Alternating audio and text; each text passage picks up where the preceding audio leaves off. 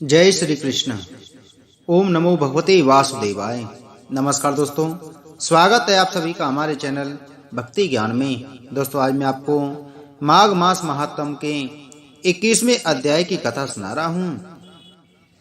अग्नि के पिता वेदनीति का महर्षि लोमस से उनके उद्धार के लिए प्रार्थना करना।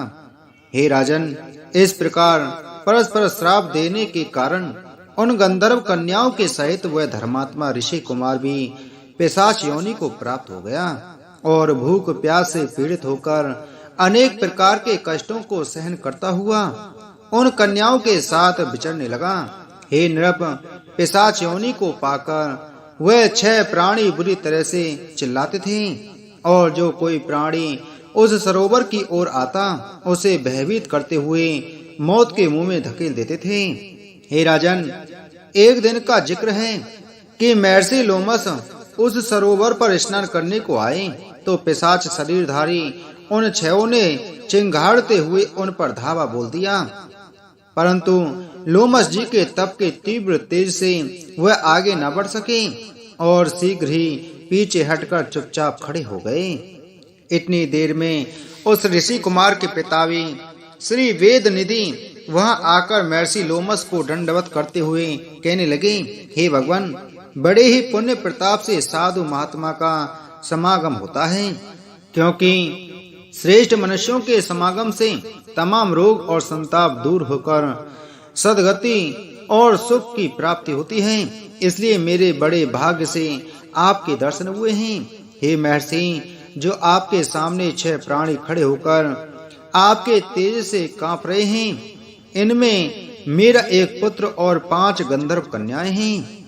यह परस्पर एक दूसरे के श्राप के कारण इस पिशाच योनि में चले गए हैं। इसलिए कृपा कर इनका उद्धार कीजिए, क्योंकि जिस प्रकार सूर्य उदय होने पर अंधकार का नाश होता है, उसी प्रकार आपके दर्शन से पाप और संतापों का नाश हो जाता है।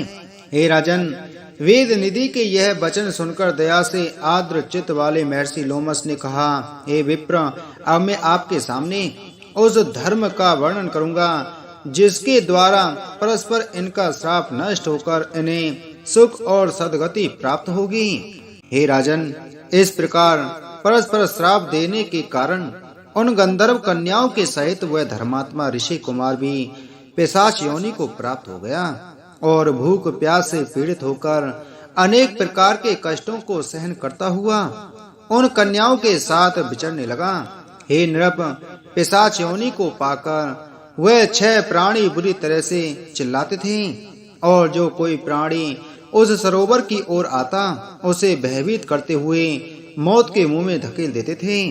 हे राजन, एक दिन का जिक्र है कि महर्षि लोमस उस सरोवर पर स्नान करने को आए तो पिशाच शरीरधारी उन 6 ने चिंगाड़ते हुए उन पर धावा बोल दिया, परंतु लोमस जी के तप के तीव्र तेज से वह आगे न बढ़ सके और शीघ्र ही पीछे हटकर चुपचाप खड़े हो गए।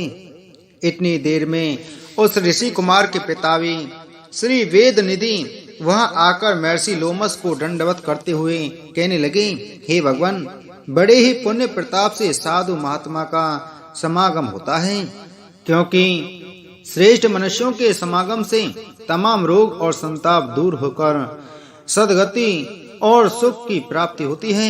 इसलिए मेरे बड़े भाग्य से आपके दर्शन हुए हैं।